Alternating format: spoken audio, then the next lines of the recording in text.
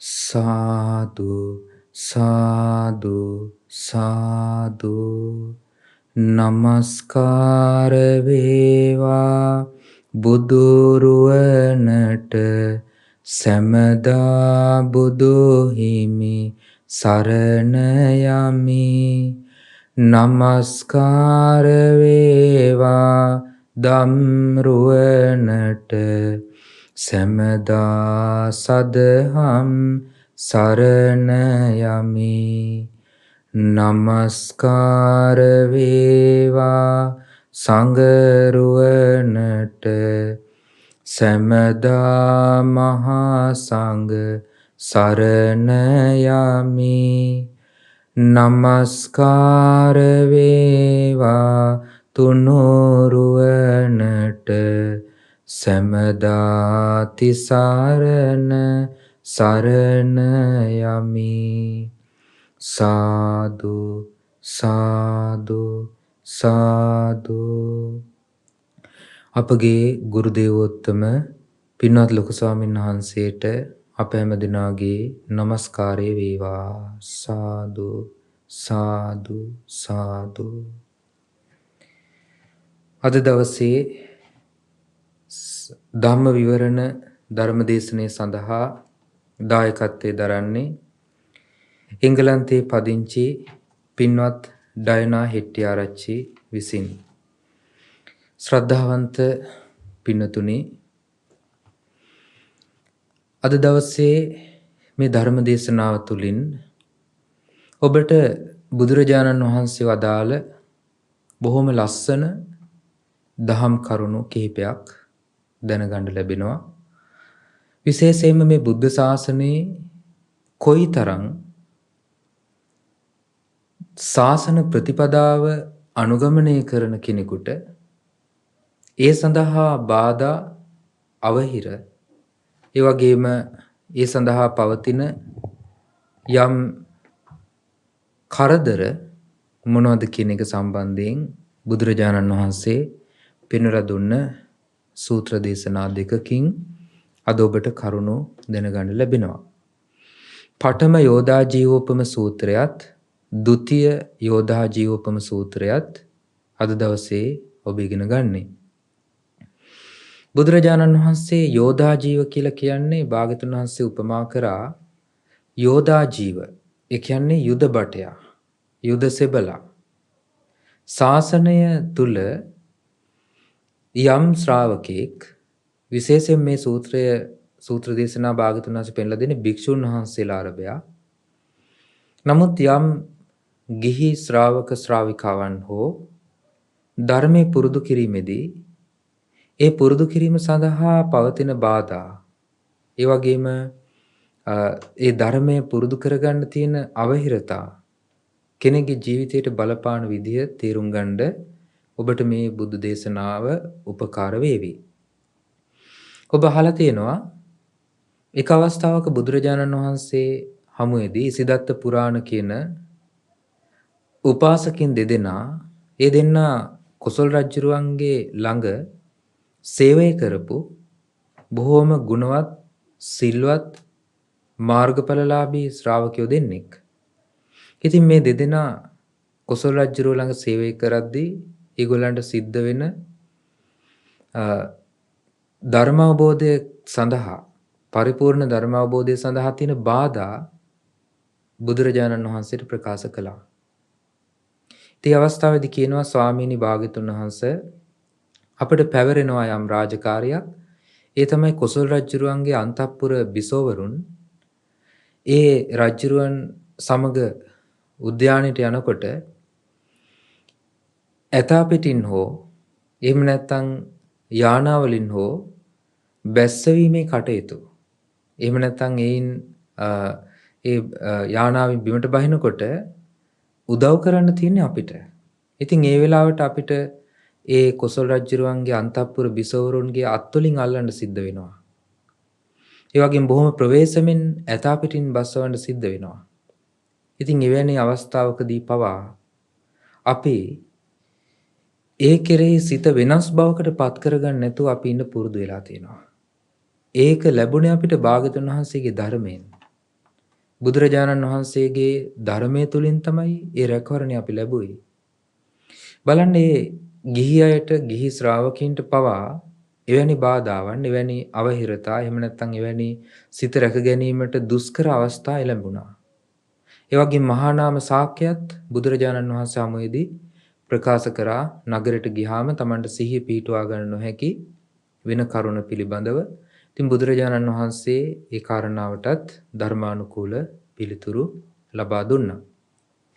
ඒ නිසා මෙතන මාර්ගඵලලාභී ශ්‍රාවකීන්ට පවා ගිහි ශ්‍රාවකීන්ට එවැනි බාධාවන් තිබුණා නම් ශාසනය තුළ පැවිදි බිමටපත් වුණ භික්ෂූන් වහන්සේලාට මේ ශාසන ප්‍රතිපදාව අනුගමනය කිරීමට බාධා පිණිස නොයෙක් දේවල් පවතින්න පුළුවන්. අන්න එවැනි බාධා පිණිස පවතින කරුණු කිහිපයක් බුදුරජාණන් වහන්සේ මේ යෝධා ජීවෝපම සූත්‍ර දෙකේදී භාග්‍යවතුන් වහන්සේ පෙන්වලා දෙනවා. පළවෙනි සූත්‍රයේ බුදුරජාණන් වහන්සේ දේශනා කරනවා පංචමේ භික්ඛවේ යෝධා ජීවා සන්තෝ සංවිජ්ජමානා ලෝකස්මින්. මහණෙනි මේ ලෝකේ ඉන්නවා යුද බටයන් 5 දෙනෙක්. ඒ 5 දෙනා මේ ලෝකේ විද්‍යමානයි. දැකීමට හැකි. පළවෙනි යුද බටයා ගැන කියනවා ඉද භික්ඛවේ ඒකච්චෝ යෝධා ජීවෝ රජග්ගඤ්ඤේව දිස්වා සංසීදති විසීදති න සත්තම්බති න සක්කෝති සංගාමං ඕතරිතෝ. යුද බටේ කියලා කියන්නේ යුද්ධයට යන කෙනෙක්. ඒක නා නිර්භීත කෙනෙක් වෙන්න ඕනේ. බය නැති කෙනෙක් වෙන්න ඕනේ. ඒ වගේම Tamanට ඉලක්කයක් තියෙනවා. ඒ තමයි යුද්ධය ජය ගැනීම. යුද්ධය ජය ගැනීම පිණිස ඒ ඉලක්කයට කටයුතු කරන්න ඕනේ. එතකොට රජග්ගඤ්ඤේව දිස්වා පළවෙනි යුද බටයා තමන්ගේ සතුරු සේනාව ඈතින් එනකොට ඒ ඈතින් මහ විශාල සතුරු සේනාවක් එනකොට දුරින්ම දකින්න ලැබෙනවා යුද බටයාට දෝවිලි නැගෙන ස්වරූපය. ඇත්තුන්ගේ අශ්වයින්ගේ පාබල ආදී සේනාවන් නිසා ඒ වගේම නොයෙක් විශාල ලක්ෂ ගණනින් යුතු සේනාවක් පැමිණෙනකොට ඒ සේනාව පැමිණීම නිසා නැගෙන දුහුවිලි පොළොවේ ඇවිස්සෙන දුහුවිලි දුර තියාම යම් යුද බටයෙකුට දකින්න ලැබෙනවා. ඒ යුද බටයා ඒ විදිහට දුහුවිලි දැකීම පමණකින් සංසීදති. ඒ විදිහට කලබල වෙනවා. විසීදති. හිත විසිරලා යනවා. න සත්තම්බති. හිත ඒ කර්මුණක තියාගන්න බෑ. ඒ කියන්නේ හිත යුද්ධය පිණිස හිත පිහිටුවාගෙන ඉන්න බෑ. ඒ වගේම න සක්කෝති සංගාමං ඕතරිතුම්. යුද බිමට ගිහිල්ලා යුද්ධ කරන්න බෑ. මේ තමයි පළවෙනි යුද බටයා. ඒ කෙනා ඒ යුද්ධය අතහැරලා දාලා එතනින් පිටත් වෙලා යනවා. පැනලා දුවනවා. ඊළඟට බුදුරජාණන් වහන්සේ දාලා දෙවෙනි යුද බටයා ඒ විදිහට දූවිලි දැක්කා කියලා කලබල වෙන්නේ නැහැ. අපිචකෝ දජක්කඤ්ඤේව දිස්වා සංසීදති විසීදති න සත්තම්බති න සක්කෝති සංගාමං ඕතරිතෝ. එතකොට පළමු කොට දකින්නේ දුහුවිලි ආකාශයට නැගුණ. ඒවා දැක්ක කියලා කලබල වීමක් නැහැ. නමුත් ඒ සේනාව පැමිණෙනකොට දකින්න ලැබෙන කොඩි ඉස්සෙල්ලාම දකින්න ලැබෙනවා.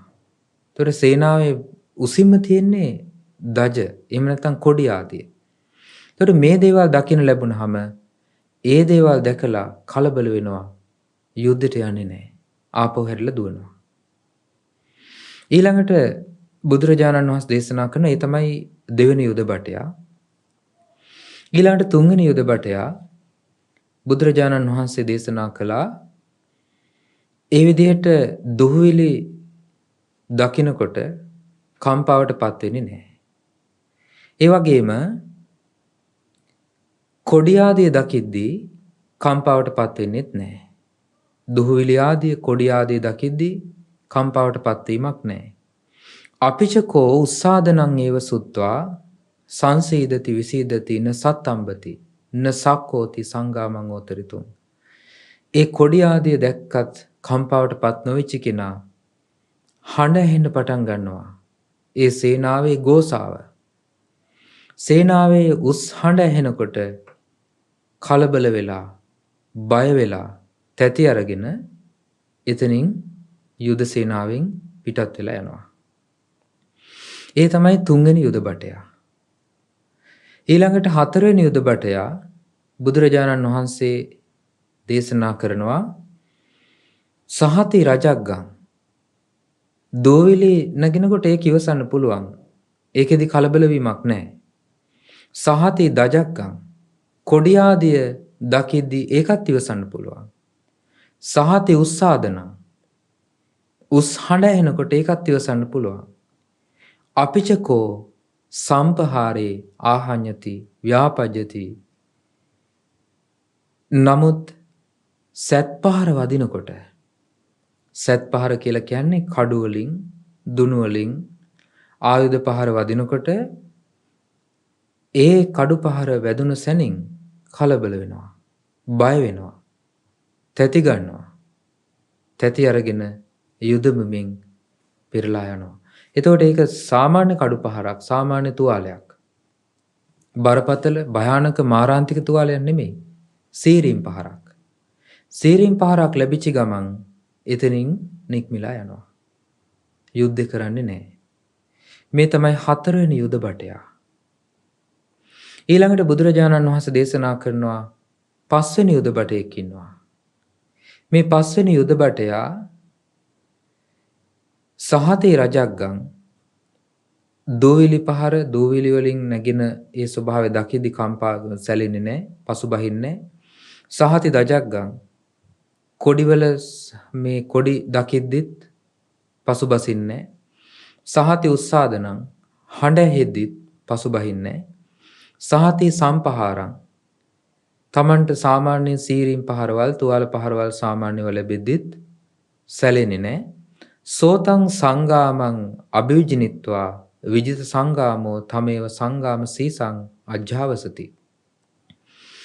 නමුත් ඒ ශ්‍රාවක යුද බටයා ඒ සංගාමය, එහෙම නැත්නම් ඒ යුද්ධය අභිවිජිනිත්වා දිනලා විජිත සංගාමෝ තමේව සංගාම සීසං අජ්ජාවසති.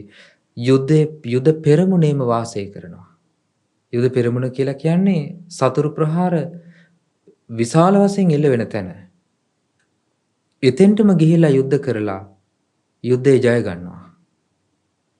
එතකොට කිසිම කම්පනයක්, තැති ගැනීමක්, බයක් නැහැ. නිර්භීත බවින් යුතුව යුද්ධේ ජය ගන්නවා. ඒව රූපෝපිකෝ භික්ඛවේ ඉදේ කච්චෝ යෝදා ජීවෝ හෝති. මහණෙනි, ඔය ආකාරයේ යුද බටේනුත් මේ ලෝකේ වාසය කරනවා. ඔය ආකාරයේ යුද බටේනුත් මේ ලෝකේ ඉන්නවා. ඒ තමයි 5 වෙනි යුද බටයා. බුදුරජාණන් වහන්සේ දේශනා කරනවා ඉමේකෝ භික්ඛවේ පංච යෝදා ජීවා සන්තෝ සංවිජ්ජමානෝ ලෝකස්මින් එව මෙවකෝ භික්ඛවේ පංච යෝදා ජීවපම පුග්ගලෝ සන්තෝ සංවිජ්ජමානා භික්ඛූසු. ඔය විදිහට මේ යුද බටයන් 5 දෙනෙක් මේ ලෝකයේ දකින්න ලැබෙනවා වගේම මේ ලෝකේ දකින්න ලැබෙනවා ආකාර 5කින් යුක්ත වූ භික්ෂුන් වහන්සේලා. ඒ යුද බටයන් හා සමාන භික්ෂුන් වහන්සේලා දකින්න ලැබෙනවා. බුදුරජාණන් වහන්සේ පෙන්ලා දෙනවා පළවෙනි ශ්‍රාවකයා, පළවෙනි භික්ෂුව, පළවෙනි කෙනා රජග්ගඤ්ඤේව දිස්වා සංසීදති විසීදති න සත්තම්බති න සක්කෝති බ්‍රහ්මචර්යං සන්තානේතු. පළවෙනි යුද බටයා හා සමානයි. රජග්ගඤ්ඤේව දිස්වා දෝවිලි නැගෙන බව දැකලම කලබල වෙලා, කම්පා වෙලා, බය වෙලා, තැති අරගෙන න සක්කෝති බ්‍රහ්මචර්යං සන්තානේතු. ඔහුට නොහැකි වෙනවා නිවන් මඟ පුරුදු කරන්න. ඔහුට නිවන් මඟ පුරුදු කරගන්න බැරි වෙනවා. සික්ඛා දුබ්බල්ලයන් ආවිකත්වා සික්ඛම් පච්චක්කාය හීනාය වත්තති.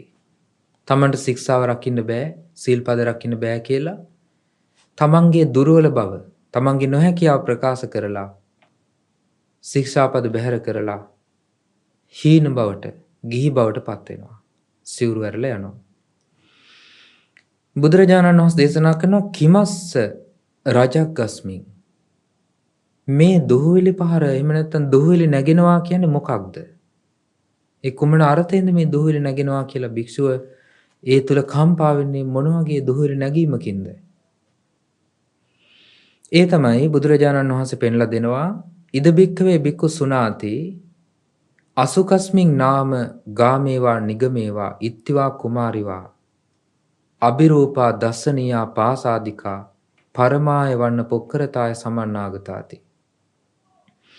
ඒ භික්ෂුවට අහන්න ලැබෙනවා අසවල් ගමේ නැත්නම් අසවල් ප්‍රදේශයේ ස්ත්‍රියක් හෝ කුමාරිකාවක් හෝ අබිරූපා දස්සනියා බොහොම ලස්සන බොහොම දැකුම් කළු ප්‍රසාදය ඇති වෙන ඒ වගේම පරමාය වන්න පොක්කරතාය ශරීරයේ පැහැපත් බව සහ ශරීරයේ ස්වභාවය බොහොම ලස්සනට පිහිටලා තියෙන එයින් කෙලවරටපත් වූ යම් කාන්තාවක් අසවල් ගමේ අසවල් ප්‍රදේශයේ වාසය කරන බව ඒ භික්ෂුවට අසන්නට ලැබෙනවා යම් ක්‍රමයකින්.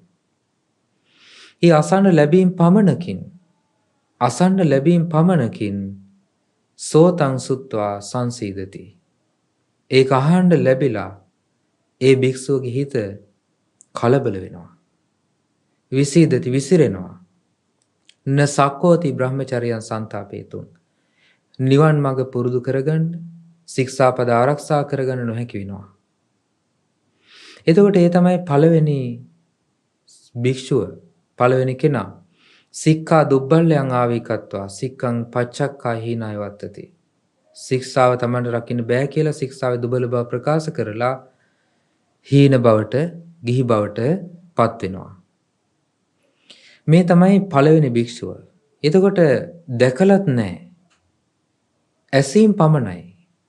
ඒ ඇසීම් පමණ ඒක බුදුරජාණන් වහන්සේ උපමා කළේ ඈතදිම දකින දුහුවිල්ල නැගෙන යුද්ධෙට ගියාම දුහුවිල්ල නැගෙන ස්වභාවය වගේ කියලා. එතකොට සේනාවක හඬක් සේනාව දැකීමක් ඒ කිසිම දෙයක් නැහැ. ඒ වගේ තමයි කාන්තාවක් දැකීමක් නැහැ. ඒ කාන්තාවගේ ස්වභාවයක් ඇසීම් පමණකින් සිතේ තියෙන කෙලෙස් මතුවෙලා ශික්ෂාව රැකගන්න බැරුව හීන වූ ලාමක වූ ගිහි බවට පත් වෙනවා.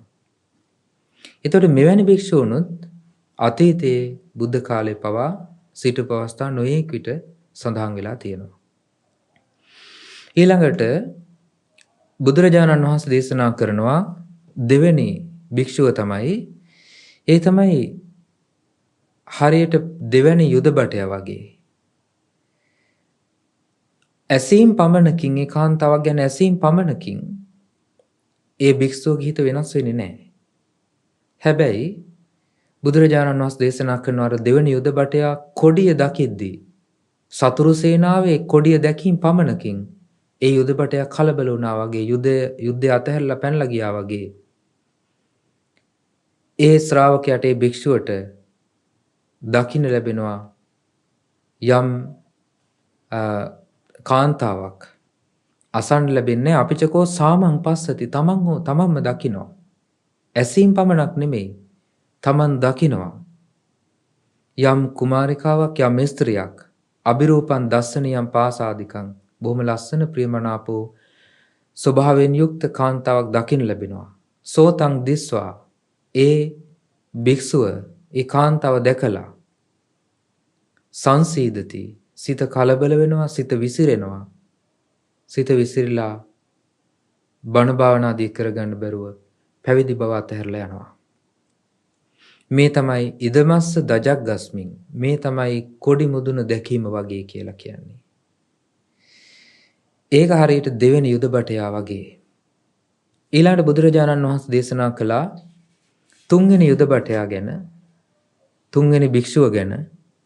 තුන්වෙනි යුද බටයා දූවිලි නැගිනකොට ඒක දැකලා පැනලා ගියේ නෑ.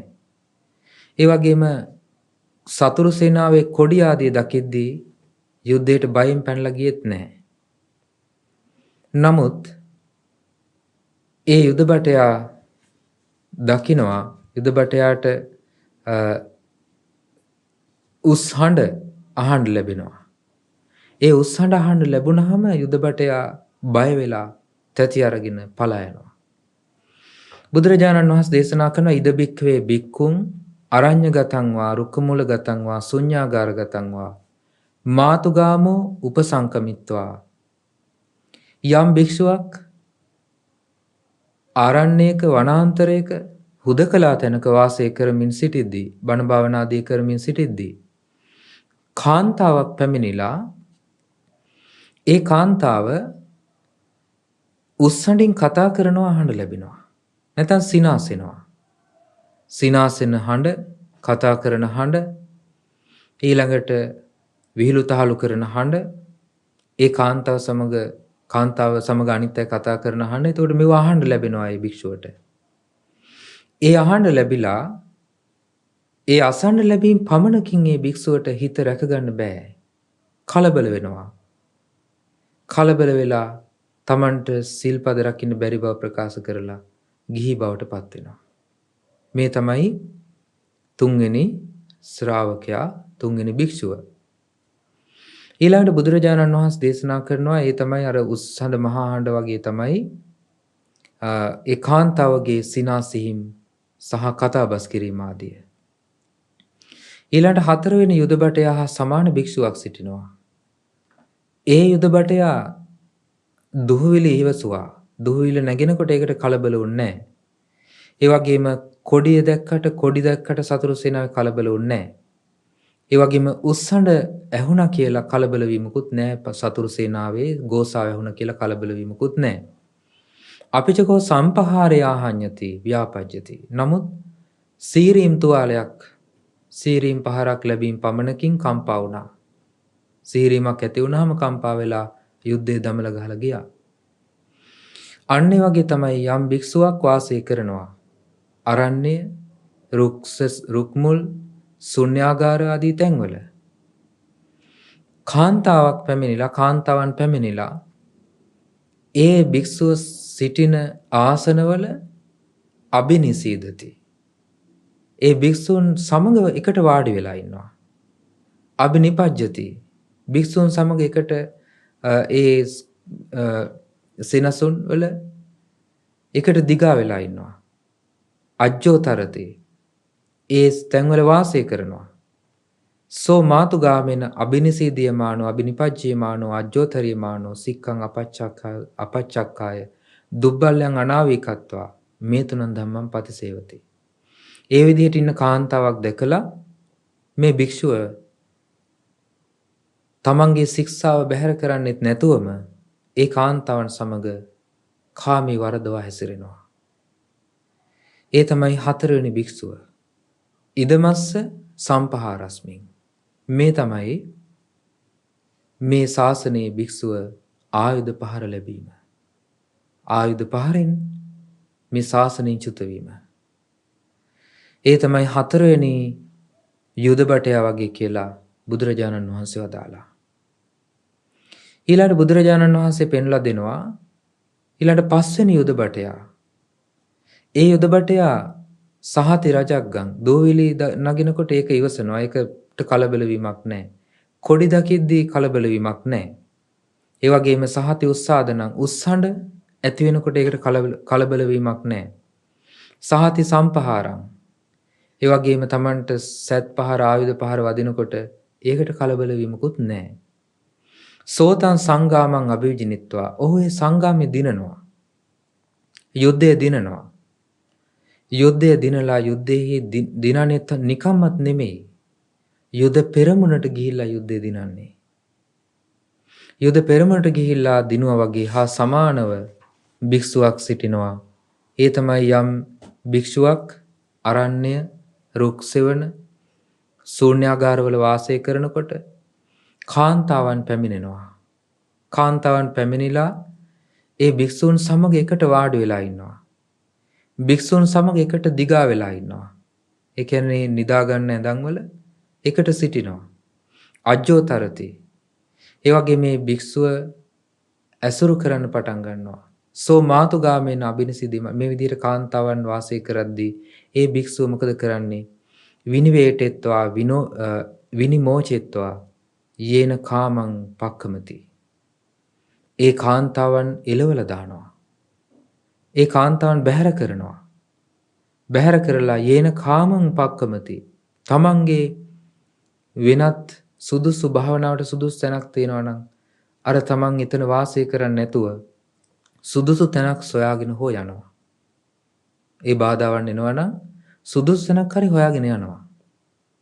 ගිහිල්ලා ඒ සෙනසුන් ඇසුරු කරගෙන සෙනසුන් පරිහරණය කරමින් හුදකලා තැන්වල වාසය කරමින් ඒ හුදකලා තැන් තමයි අරඤ්ඤං රුක්ඛමූලං පබ්බතං කන්දරං ගිරිගුහං සුසානං වනපත්තං අබ්බෝකාසං පලාල පුඤ්ජං. මේ ආදී භික්ෂූන්ට වාසය කරන්න සුදුසු වූ තැන් තියෙනවා. ඒ සුදුසු තැනක වාසය කරමින් පල්ලංකං ආභුජිත්වා උජුං කායං පනිදාය පරිමුඛං සතින් උපට්ඨපෙත්වා. භාවනාරමුණෙහි මනාකොට සිහිය පිහිටුවාගෙන සෝ අභිජ්ජං ලෝකේ පහය විගතාභිජ්ජේන චේතසා විහෙරති. සිතේ උපදින ආසාව දුරු කරමින් අවිද්‍යා රහිත සිතින් වාසය කරනවා. ඒ වගේම ව්‍යාපාද සිතට එන්න නොදී, තරහ සිතට එන්න නොදී, තරහ දුරු කරමින් වාසය කරනවා. ඒ වගේම බුදුරජාණන් වහන්සේ දේශනා කරනවා තීන මිද්දම් පහය විගත තීන මිද්දෝ විහෙරති. ආලෝක සංඤේ සතෝ සම්පජානෝ.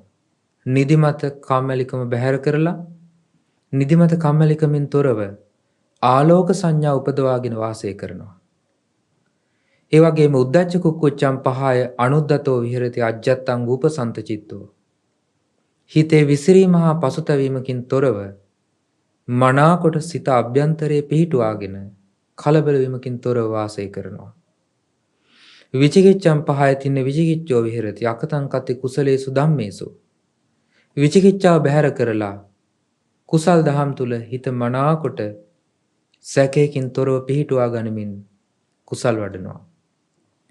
මේ විදිහට නීවරණ පහ ප්‍රහාණය කරලා සිත කිලුටු කරන ප්‍රඥාව දුර්වල කරන නීවරණ පහ දුරු කරලා ප්‍රථම ධානය උපදවාගෙන වාසය කරනවා. ඒ වගේම ද්විතීය ධානය, තුන්වෙනි ධානය, හතරවෙනි ධානය මේ ධාන හතර ආදී උපදවාගෙන වාසය කරනවා. ඒ විදිහට වාසය කරමින් සිත මනාකොට හොඳට සිත පිහිටියාට පස්සේ ආධ්‍යාත්මයේහි සිත ක්‍රියාකාරී වුණාට පස්සේ ඒ වගේම සිත තිතේ ආනින්ජප්පත්ති සිත බලවත් ලෙස සංසිඳුණාට පස්සේ පෙරවිසූ ජීවිත දැකීමේ හැකියාව උපදවා ගැනීමට සිත යොමු කරනවා. ඒ වගේම ඉරිදිවිද ඥානය උපදවා ගන්නවා. ඒ වගේම දිබ්බ චක්කු ඥානය උපදවා ගන්නවා. ඒ වගේම නොඑක ආකාරයේ විද්‍යාවන් උපදවාගෙන ඊළඟට ආසවානං කය ඥානාය චිත්තං අබිනින්නාමේති. ආසවක්ඛේ ඥානයේ පිණිසත් සිත යොමු කරනවා. ආසවක්ඛේ ඥානයත් උපදවා ගන්නවා. සෝ ඉදන් දුක්ඛන්ති යථා භූතං පජානාති. දුක නම් වූ ආර්ය සත්‍යය යථා භූත වශයෙන් අවබෝධ කරනවා. දුක්ඛ සමුදයෝති. අයං දුක්ඛ සමුදයෝති. මේ දුක හට ගැනීමයි කියලා යථාර්ථයක් වශයෙන් අවබෝධ කරනවා. අයං දුක්ඛ නිරෝධෝති යථා භූතං පජානාති. මේ දුක නිරුද්ධ වීමයි කියලා යථාර්ථයක් වශයෙන් අවබෝධ කරනවා. අයං දුක්ඛ නිරෝධගාමිනී පටිපදාති යථා භූතං පජානාති. මේ දුක නිරුද්ධ කරන මාර්ගය කියලා අවබෝධ කරගන්නවා. අයං ආසවාති යථා භූතං පජානාති. මේවා ආශ්‍රව කියලා ආශ්‍රවත් අවබෝධ කරනවා. ආශ්‍රව හටගන්න විදිහත් අවබෝධ කරනවා. ආශ්‍රව නිරුද්ධ වීමත් අවබෝධ කරනවා. ආශ්‍රව නිරුද්ධ වෙන මාර්ගයත් අවබෝධ කරනවා. ආශ්‍රව කියන්නේ කාමාශ්‍රව, භවආශ්‍රව, අවිජ්ජාශ්‍රව ආදී මේ සසරට බැඳලා තියෙන සිත අභ්‍යන්තරයේ පිහිටිය මුල් බැසගත්තු සසර බන්ධන. මේ සසර බන්ධනයන් සියල්ලම නැති කරනවා. තස්සේවං ඥානතයන් පස්සතෝ කාමාසවාපී චිත්තං විමුච්ඡති. ඒ විදිහට සිත මනාකොට ධර්මයේ තුල පිහිටනකොට කාමාශ්‍රවයන්ගෙන් සිත නිදහස් වෙලා යනවා. භවආසවාපී චිත්තං විමුච්ඡති. භවආශ්‍රවයන්ගෙන් සිත නිදහස් වෙලා යනවා. අවිජ්ජාසවාපී චිත්තං විමුච්ඡති. අවිද්‍යා ආශ්‍රවයන්ගෙන් සිත නිදහස් වෙනවා. ඒ සිත නිදහස් වුනහම නිදහස් වුණා කියන ඥාණය ඇති වෙනවා. මේ නිවන් මඟ සම්පූර්ණ කරලා නැවත සසරට බැඳෙන කිසිවක් නැතුව සියල්ලගින්ම නිදහස් වෙලා යනවා. ඉදමස්ස සංගාම විජයස්මින්. මහණනි මේකට තමයි කියන්නේ යුද්ධය දිනුවා කියලා. යුද පෙරමුණටම ගිහිල්ලා යුද්ධය දිනුවා කියලා කියන්නේ මෙන්න මේකටයි. බුදුරජාණන් වහන්සේ දේශනා කරනවා මහණනි ඒක හරියට පස්වෙනි යුද බටයා වගේ. ඒ පස්වෙනි යුද බටයා දූවිල්ල නිසා කලබල වුණේ නැහැ. කොඩි නිසා කලබල වුණේ නැහැ. ඒ වගේම උස්හඬ නිසා කලබල වුණේ නැහැ. ආයුධ පහර නිසා කලබල වුණේ නැහැ. යුද්ධ කරමින් යුද බිමේ පෙරමුණට ගිහිල්ලා යුද බිමේ පෙරමුණේ ඉඳලා ජය ගන්නවා. බුදුරජාණන් වහන්සේ දේශනා කරන පඨම යෝධාජීවප්ම සූත්‍රයේ මේ විදිහට මේ යුද බටයා වගේ භික්ෂුන් වහන්සේලා 5 දෙනෙක් මේ ලෝකෙ සිටිනවා කියලා. ඊළඟට බුදුරජාණන් වහන්සේ දෙවැනි යෝධාජීවප්ම සූත්‍රයේ දෙවැනි සූත්‍රයේදී බුදුරජාණන් වහන්සේ පෙන්ලා දෙනවා බුදුරජාණන් වහන්සේ දේශනා කරනවා මහණෙනි පළවෙනි යුද බටයා යෝධාජීවෝ අසිචම්මං ගහෙත්වා දනු කලාපං සන්නිගහිත්වා ව්‍යුල්හං සංගාමං ඕතරති. ඔන්න යුද්ධයට සූදානම් වෙන කෙනෙක් යම් ආයුධාදිය ඒ වගේම උපකරණ ආදිය සූදානම් කර ගන්නවා. ඒ සූදානම් කරගෙන යුද බටයා යුද්ධය පිණිස පිටත් වෙලා යුද්ධ කරන්න එළඹෙනවා. යුද භූමියට එළඹෙනවා. සෝතස්මින් සංගාමේ උත්සහති වායමති තමේනං උත්සහන්තං වායමන්තං පරේ හනන්ති. ඒ විදිහට උත්සාහ කරද්දී යුද්ධය පිණිස යුද කිරීම පිණිස කටයුතු කරද්දී වෙහෙසෙද්දී අනිත් අය විසින් අනිත් පාර්ශවය විසින් ඒ යුද බටයව නසනවා. මරලා දානවා. ඒ විදිහට මරලා දැම්මට පස්සේ එතනින් එහාට යුද්ධයක් නැහැ. ඒ තමයි පළවෙනි යුද බටයා. ඊළඟට බුදුරජාණන් වහන්සේ දේශනා කරනවා දෙවෙනි යුද බටයත් යුද්ධයට යනවා ආයුධාදිය සූදානම් කරගෙන යුද්ධයට ගිහිල්ලා යුද්ධ කරනවා. ඒ යුද්ධ කරද්දී එයාට ආයුධ පහර වදිනවා. සතුරු සේනාවෙන් ආයුධ පහර වදිනවා. ආයුධ පහර වදිනකොට අනිත් සේනාවේ ඉන්න පිරිස අර යුද බටයව උස්සගෙන ගිහිල්ලා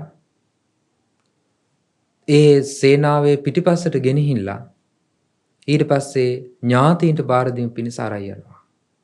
ඥාතීන්ට බාර දෙන්න අරන් යනකොට අතරමඟදී මරණයටපත් වෙනවා. ඒ තමයි දෙවෙනි යුද බටයා. ඊළඟට තුන්වෙනි යුද බටයා ඒ විදිහට යුද කරද්දී ඥාතීන්ට බාර දෙන්න අරගෙන ගිහිල්ලා ඥාතීන්ට බාර දෙනවා. ඥාතීන්ට බාර දුන්නට පස්සේ ඥාතීන් විසින් වෙදකම් කරන්න පටන් ගන්නවා. තුවාල සනීප වෙන්න වෙදකම් කරන්න පටන් ගන්නවා. වෙදකම් කරන අතරේදී ඒ යුද බටයා මරණයටපත් වෙනවා. ඒ තමයි තුන්වෙනි යුද බටයා.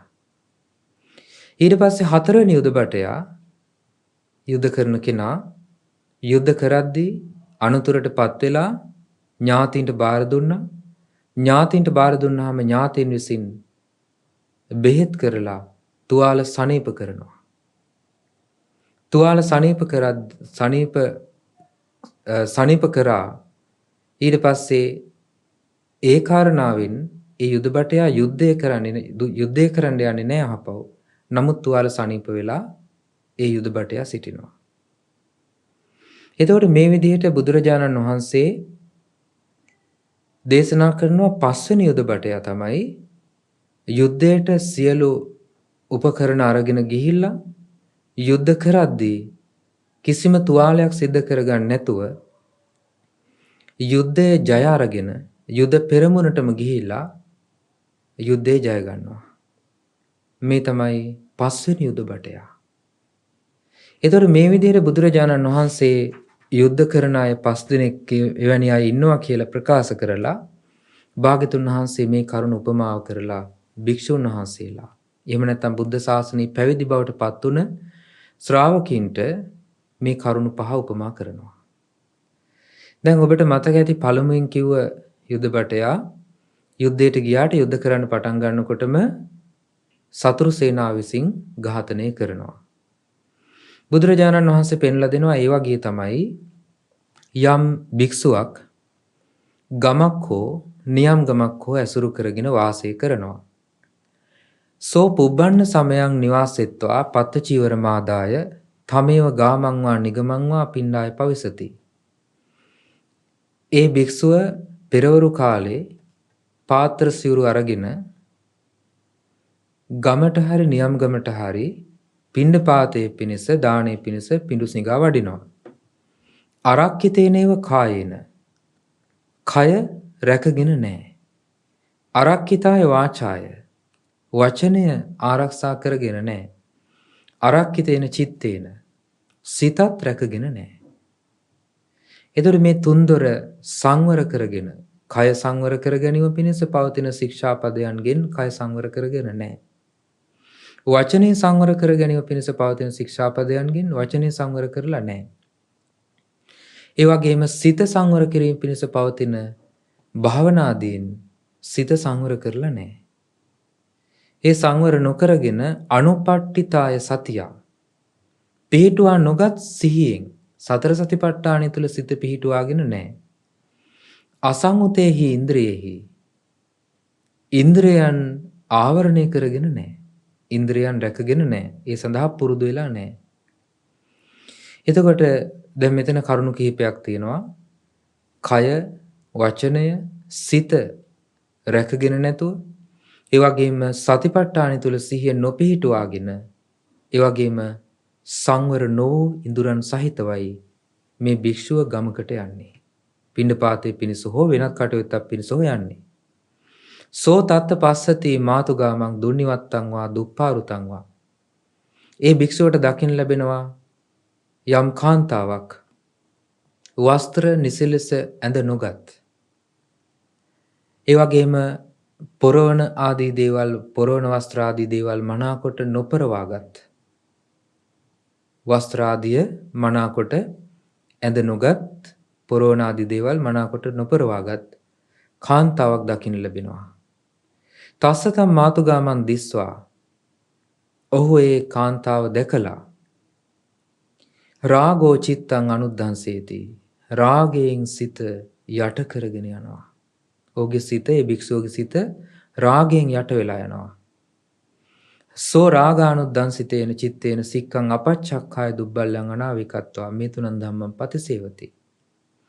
ඒ රාගයෙන් යට වූ සිතින් යුතුව ඒ භික්ෂුව එවැනි කාන්තාවන් සමග කාමිත්‍යාචාරයේ යෙදෙනවා.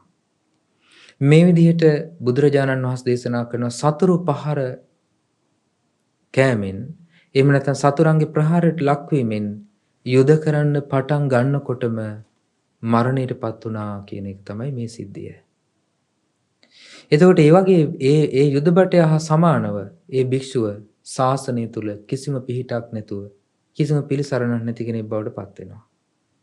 යුද බටයා මැරෙන්නේ යම්සේද ඒ භික්ෂුවත් ශාසනයෙන් චුත වෙනවා. ශාසනය පිහිටන්නේ නැහැ. ඊළඟට බුදුරජාණන් වහන්සේ දෙවැනි යුද බටයා ගැන පෙන්ලා දෙනවා ඒ සූත්‍රයේ. ඒ විදිහට භික්ෂුවක් පැවිදි බවට පත් වෙලා වනාන්තරයක හෝ රුක්සෙවණක හෝ ආදී ප්‍රදේශයක වාසය කරමින් ඉන්නකොට දානය පිණිස, පිණ්ඩපාතයේ පිණිස ගමකට පිවිසෙනවා. ඒ ගමට පිවිසෙනකොට අරක්කිතේනේව කායේන, අර විදිහටම රැක නොගත් කය වචනේ සිත ඇතුව, ඒ වගේම සිහිය සතිපට්ඨාන ආදී පිහිටුවා නොගෙන, ඉන්ද්‍රිය සංවරය කර නොගෙන ඒ ගමට පිණ්ඩපාතයේ පිණිස යද්දී කාන්තාවක් ඉන්නවා දකින්නවා වස්ත්‍ර ආදිය මනාකොට හැඳ නොගත්. ඒ විදිහට කාන්තාවක් සිටියට ඒ කාන්තාව දැකීමෙන් බුදුරජාණන් වහන්සේ දේශනා කරන තස්සතම් මාතුගාමන් දිස්වා දුන්නිවත්තං වා දුප්පාරුතං වා රාගෝ චිත්තං අනුද්ධංසේති. රාගයෙන් සිත යට වෙලා යනවා. ඒ වගේම සිත රාගයෙන් පීඩාවටපත් වෙනවා. සිත පීඩාවටපත් වුනහම මේ භික්ෂුව ඒ ආරාමයට ගිහිල්ලා මේ තමන් සමග එකට වාසය කරන භික්ෂුන් වහන්සේලාට මේක කියන්න ඕනේ කියලා කල්පනා කරනවා. තමන් සමග එකට වාසය කරන සංඝයාට සබ්‍රහ්මචාරින් වහන්සේලාට මේ කරුණ ප්‍රකාශ කරන්න ඕනේ කියලා හිතනවා. හිතලා පිටත් වෙලා යනවා. ඒ පිටත් වෙලා ගියාට ඒ භික්ෂුවට ඒක කියන්න හම්බෙන්නේ නැහැ. ඇයි යහපව හිතින් අර තමන්ගේ සංකල්පනාව යහපත් සංකල්පනාව වහලා දානවා. ආයිමත් රාගය බලවත් වෙනවා. බලවත් වෙලා ඒ යන ගමනේදීම තමන්ට ශික්ෂාපද රකින්න බැරි බව ප්‍රකාශ කරලා සිවුරු ඇරලා ගිහි බවට පත් වෙනවා. මේ තමයි කියනවා දෙවැනි යුද බටයා වගේ. දෙවැනි යුද බටයා යුද්ධෙදී පහර කෑවහම තුවාල වුණාම තමන්ගේ සේනාව දිහාට සේනාව දැකලා ඒක ඥාතීන් කරා අරගෙන යද්දී මගදී මැරෙනවා වගේ. මගදී මරණයට පත් වුණා වගේ තමයි කියනවා ඒ භික්ෂුව ශාසනයේ පිහිටන්නේ නැතුව චුත වෙලා යන්නේ. ඊළඟට බුදුරජාණන් වහන්සේ තුන්වෙනි භික්ෂුන් වහන්සේ ගැන ප්‍රකාශ කරනවා. ඒ තුන්වෙනි ශ්‍රාවකයා තුන්වෙනි භික්ෂුව හරියට ඒ යුද බටෙක් යුද්ධයේදී තුවාල ලැබලා සේනාව විසින් ඥාතීන්ට බාර දුන්නට පස්සේ ඥාතීන් අතර සිටිද්දී මරණයට පත් වෙනවා. බෙහෙත් කරද්දී මරණයට පත් වෙනවා. ඒ බෙහෙත් කරද්දී මරණයට පත් වෙනවා වගේ තමයි කියලා බුදුරජාණන් වහන්සේ වදාලා යම් භික්ෂුවක් රැකනොගත් කය වචනේ සිත ඇතුව කාන්තාවක් දකිනවා. ඒ කාන්තාව දැකලා සිත රාගයෙන් යට වෙලා ඒ භික්ෂුවට හිතෙනවා දැන් තමන්ගේ හිත රාගයෙන් යට වුණා මේක අනිත් සංඝ පිරිසට නැත්නම් සබ්‍රහ්මචාරින් වහන්සේලාට කියන්න ඕනේ කියලා. ඒ කියන්න ගිහිල්ලා ප්‍රකාශ කරනවා. ප්‍රකාශ කරාට බෙහෙත් කරනවා වගේ තමයි මේ භික්ෂුන් වහන්සේලා උපදෙස් දෙනවා. උපදෙස් දුන්නට මේ භික්ෂුවට ඒ සිත පාලනය කරගන්න බෑ. බෙහෙත් කරන අතරේ මරණයට පත් වුණා වගේ අර භික්ෂුවත් සංඝයාගේ උපදෙස් ලැබෙද්දිම ගිහි බවට පත් වෙනවා. හීන බවට, ඒ කියන්නේ ගිහි ජීවිතයට යනවා. පැවිදි බව අතහැරලා දානවා. ඒ තමයි මරණයට පත් වුණා වගේ කියලා බුදුරජාණන් වහන්සේ වදාළා. ඊළඟට බුදුරජාණන් වහන්සේ දේශනා කරනවා හතරවෙනි යුද බටයා මරණයට පත් වෙන්නේ නැහැ. ඒ යුද බටයා යුද්ධ කරන අතරේ තුවාල ලැබලා ඥාතින්ට බාර දුන්නට පස්සේ ඥාතින් බෙහෙත් කරලා සනීප වෙනවා. ඥාතින් බෙහෙත් කරලා සනීප වෙලා තමන්ගේ කටයුතු කරගෙන ඉන්නවා වගේ තමයි බුදුරජාණන් වහන්සේ දේශනා කරනවා. එවැනි ඒහා සමාන භික්ෂුවක් ඉන්නවා. ඒ භික්ෂුව රැක නොගත් කය වචනේ සිත ඇතුව ගමට ගියාට පස්සේ ඒ ගමේදී කාන්තාවන් දැකලා සිත රාගයෙන් යට වෙනවා. සිත රාගයෙන් යට වුනහම ඒ කාරණාව ගිහිලා භික්ෂුන් වහන්සේලාට ප්‍රකාශ කරනවා. භික්ෂුන් වහන්සේලා අවවාද කරනවා. කොහොමද අවවාද කරන්නේ? අපස්සාදාවසෝ කාමා උත්තා භගවතා. ඒ භික්ෂුන් වහන්සේලා අවවාද කරනවා අර භික්ෂුවට ආයුෂ්මත්නි කාමයන් කියලා කියන්නේ ආස්වාදේ ස්වල්පයයි. බහු දුක්ඛා බහු පායාසා. බොහෝ දුක් සහිතයි. බොහෝ පීඩාකාරී. ආදීනව එත්ත බිහියෝ. ආදීනව ගොඩාක් තියෙනවා. බුදුරජාණන් වහන්සේ මෙන්න මේ විදිහට කාමය ගැන ප්‍රකාශ කරලා තිනවා කියලා කාමයේ සම්බන්ධ උපමා රාශියකින් මේ භික්ෂුවට අවවාද කරනවා. ඒ භික්ෂුන් වහන්සේලා කියනවා අට්ටිකංකලූපමා කාමා. මේ හරියට කාමය කියලා කියන්නේ ඇට සැකිල්ලක් වගේ. ඇට කැබැල්ලක් වගේ දෙයක්. මස් නැති ලේ තවරු නැට කැබැල්ලක් දකින කුසගින්නෙන් ඉන්න සුනකෙක්. ඒ සුනකයා යට කැබැල්ල ලෙව කනකොට හපනකොට තමන්ගේම විදුරු මස් තුවාල වෙලා ලේ ගලන්න පටන් ගන්නවා. අන්න ඒ වගේ තමයි කියනවා මේ කාමය. කාමෙහි ආස්වාදයේ ස්වල්පයයි ආදීනව ගොඩාක් තියෙනවා. ඒ වගේම බුදුරජාණන් වහන්සේ කියලා තියෙනවා දේශනා කරලා තියෙනවා මාංශපේසූපමා කාමා. මේ කාමය කියලා කියන්නේ මස් කුට්ටියක් වගේ. මස් කුට්ටිය උගුස්සන් විසින් දැහැගෙන යනකොට ඒ සතා පස්සෙන් තව තවත් සත්තු ඇවිල්ලා ඒ සතාට කොටන්නේ මස් කුට්ටිය රැගෙන යන නිසා අල්ලාගෙන ඉන්න නිසා. ඒ වගේම කාමයත් ඒ වගේ බොහෝ දුක් සහිතයි, බොහෝ පීඩා සහිතයි, බොහෝ ආදීනව සහිතයි. ඒ වගේම තනසුලක් වගේ, තනකොළ වලින් හදපු හුලුවත්තක් වගේ. ඒ හුලුවත්ත කියන එක උඩු සුළඟට අල්ලාගෙන යනකොට තමන්ගේ දිශාවටමයි ගින්න ඇවිලෙන්නේ. ඒ නිසා ඒ හුලුවත්ත අල්ලාගෙන ඉන්න තාක්කල් තමන් පිච්චෙනවා. අන්න ඒ වගේ කාමය අල්ලාගෙන ඉන්නකම්, කාමයේ කෙරේ සිත බැඳිලා තියෙනකම් පීඩාවක්මයි හටගන්නේ. කාම නිසා දුකක්මයි උපදින්නේ. ඒ වගේම අංගාරකාස උපමා කාමා. අඟුරු වලක් වගේ ගිනිදැල් නොනැගෙන තැඹිලි පාට ගිනි අඟුරු පාටින් යුත් අඟුරු වලක ශක්තිමත් පුරුෂයෝ දෙන්නෙක් තමන්ව අල්ලලා ඒ අඟුරු වලෙන් තවනකොට යම් පීඩාවක්, යම් දාහයක්, යම් දැවිල්ලක් හට ගන්නවද? කාමයට අන්න ඒ වගේමයි. කාමයේ විසින් පුද්ගලයාව බොහෝ සෙයින් පීඩාවට පත් කරනවා. ඒ වගේම සුපිනක උපමා කාමා. බුදුරජාණන් වහන්සේ කාමය හීනයකට උපමා කළා.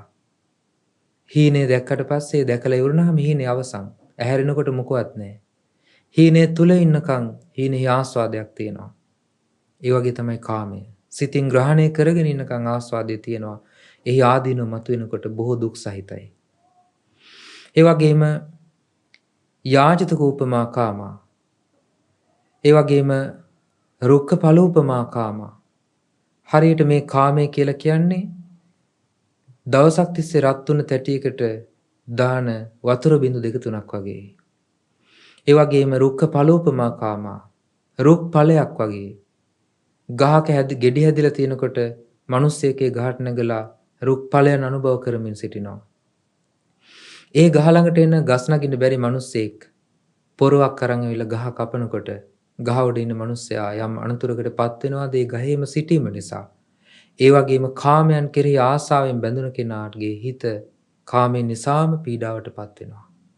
ඒ නිසා ආදීනව බොහෝ සෙයින් වැඩි. ඒ වගේම බුදුරජාණන් වහන්සේ දේශනා කළා තියෙනවා අසිසුනෝපමා කාමා. මේ කාමය කියලා කියන්නේ ආයුධයක් වගේ දෙයක්. මස් කපන කොටෙයි ආයුධයයි වගේ. ඒ වගේම සප්පසි රූපමා කාමා. කාමය කියලා කියන්නේ සර්පයේ හිස පැත්ත වගේ. ආදීනව බොහෝ සෙයින් ලැබෙනවා. බොහෝ දුක් සහිතයි, බොහෝ ආදීනව සහිතයි.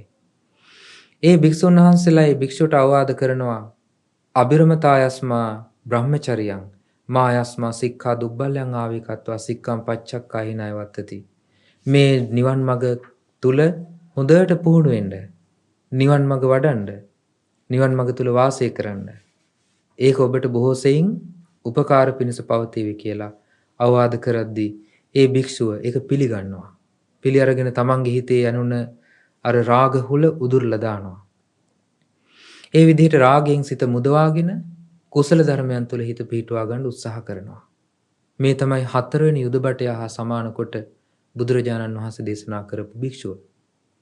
ඒ වගේම පස්වෙනි යුදබටය ඔබ කලින් ඉගෙනගත්තු පඨම යෝධා ජීවම සූත්‍රයේ තියෙන ඒ යුදබටය වගේ යුද පෙරමුණටම ගිහිල්ලා ජය ගන්න යුදබටය හා සමානව භික්ෂුව ආසවක්ඛේ ඥානෙ දක්වා මේ සිත පුරුදු කරනවා. බලවත් ලෙස තමන්ට දකින්න ලැබෙන රූප ආදියෙන් සිත යට කරගන්න නැතුව ඒ වගේම කාන්තාවන් නිසා සිද්ධ වෙන අනතුරු වලින් තමන්ගේ හිතේ ඇවිස්සෙන කෙලෙස් වලින් පීඩාවටපත් වෙන්නේ නැතුව ඒව අතහැරලා දාලා සුවසේ තමන්ගේ නිවන් මඟ පුරුදු කරලා භාග්‍යතුන් වහන්සේ වදාළ පිළිවෙලට ආසවක්ඛේ ඥානෙ උපදවා ගන්නවා. මේ තමයි පස්වෙනි යුදබටය හා සමාන ශ්‍රාවකයා බුදුරජාණන් වහන්සේ පෙන්ලා දුන්නේ. ඒ නිසා බුදුරජාණන් වහන්සේගේ ශාසනය තුල අතීතයේත් වර්තමානයේත් අනාගතයේත් මෙවැනි ශ්‍රාවකින් වාසය කරනවා. ඒ නිසා බුදුරජාණන් වහන්සේගේ ශාසනය තුල ඔබට බොහෝ කරුණු බහලා ඇති. අතීතයේ බුද්ධ කාලේ පුංචි දේවල් නිසා ගිහි බවට පත්වෙච්ච අවස්ථාවන් භික්ෂුන් වහන්සේලා. ඒ වගේම සමහර විට විශාල දේවල් නිසා ඒ භික්ෂුන් වහන්සේලා එවෙන් හිත අතමුදවාගෙන හිත නිදහස් කරගෙන මනාකොට නිවන් මඟ පුරුදු කරලා සසර දුකින් අත මිදිච්ච අවස්ථා. ඒ නිසා භාග්‍යතුන් වහන්සේගේ ශාසනය තුල ප්‍රතිඵල ප්‍රයෝජන ලැබීම පිණිස ශ්‍රාවකයෙකුට තිබිය යුතු ගිහි වේවා පැවිදි වේවා මනාකොට ධර්මය තුල පිහිටුවාගත්තු සිතක්. මනාකොට ධර්මයේ තුල හසුරුවා ගන්න සිතක්. ඒ තුලින් තමයි ශ්‍රාවකයෙකුට සැබෑ අර්ථය ලබන්න පුළුවන් වෙන්නේ. ඒ නිසා භාග්‍යතුන් වහන්සේගේ ශාසනය තුල පිහිට පිළිසරණ සලසා ගන්න, භාග්‍යතුන් වහන්සේගේ ශාසනය කෙරෙහි සිත පහදවා ගන්න ඔබටත් මේ උතුම් සද්ධර්මය හේතුපකාර වේවා. සාදු සාදු සාදු. අද දවසේ ධර්මදේශනය සඳහා දායකත්වයේ දරන්නේ එංගලන්තයේ පදිංචි පින්වත් ඩයනා හෙට්ටිආරච්චි විසින් රැස් කරගත් උදාර පුණ්‍ය ධර්මයන් ධර්ම ශ්‍රවණමේ වශයෙන්, ධර්ම දේශනාමේ වශයෙන්, ඒ වගේම ධර්ම දානමේ වශයෙන් රැස් කරගත් සියලු පුණ්‍ය ධර්මයන් පළමු කොට සියලු දෙවියන්ට අනුමෝදන් වෙත්වා. දෙවියන්ගේ ධාර්මික රැකවරණේ ආශිර්වාදය හැමෝටම සැලසෙත්වා. සියලු දෙවියෝ දුතුම් ධර්ම අවබෝධයෙන් සසර දුකින් අත මිදෙත්වා. සාදු සාදු සාදු. ඒ වගේම කල්යාණ මිත්‍ර ගුරු දේවෝත්තම පින්වත් ලොකු ස්වාමීන් වහන්සේට මේ සියලු පින් අනුමෝදන් වෙත්වා. නිදුක් වේවා නිරෝගී වේවා චිරජීවනයේ ලබත්වා. උතුම් ධර්මාවබෝධයේ පිණිස මේ සියලු පින් හේතුපකාර වේවා. සාදු සාදු සාදු. ඩයනා හෙට්ටිආරච්චි මෙනවේ නමින් මේ පරලෝකීය ස්ටැන්ලි හෙට්ටිආරච්චි පියාණන්ට මේ පින් අනුමෝදන් වෙත්වා. ඒ වගේම යම්තාක් මේ පරලෝකීය ඥාතීන් ඇද්ද ඒ හැම දිනාටත් මේ පින් අනුමෝදන්ව ඒ අයගේ පරලෝක ජීවිත සැපවත් වේවා සුවපත් වේවා සංසාර දුකින් අත මිදෙත්වා. ඒ වගේම සුජීවත්ව සිටින කරුණාදේවි මෑණියන්ටත් ඒ වගේම ඩයනා හෙට්ටිආරච්චි මෙනවියටත් මේ පින් අනුමෝදන් වෙත්වා. ඒ හැම දිනාටත් උතුම් ධර්ම අවබෝධයේ පිණිස සියලු යහපත පිණිස මේ රැස් කළ උදාර පුණ්‍ය ධර්මයන් හේතුපකාර වේවා. මහමෙවුනා වාසී සියලු මහා සංඝරත්නයටත් අනගාരികා මෑණියන් වහන්සේලාටත් පැවිදි අපේක්ෂක දූ දරුවන්ටත් ශ්‍රද්ධා කාර්ය මණ්ඩලයේ සියලු පින්වතුන්ටත් අප හැදූ වැඩූ ගුරුවරු දෙමව්පිය ආදී හැම දිනාටත් මේ සියලු පින් එකසේ අනුමෝදන් වෙත්වා. හැම දිනාටම සියලු යහපත සැලසේවා. උතුම් ධර්ම අවබෝධයේ පිණිසම මේ උතුම් ධර්මයත් රැස් කරගත් උදාර පුණ්‍ය ධර්මයනොත් හේතුපකාර වේවා. හැම දිනාටම තෙරුවන් සරණයි. නමෝ බුද්ධාය.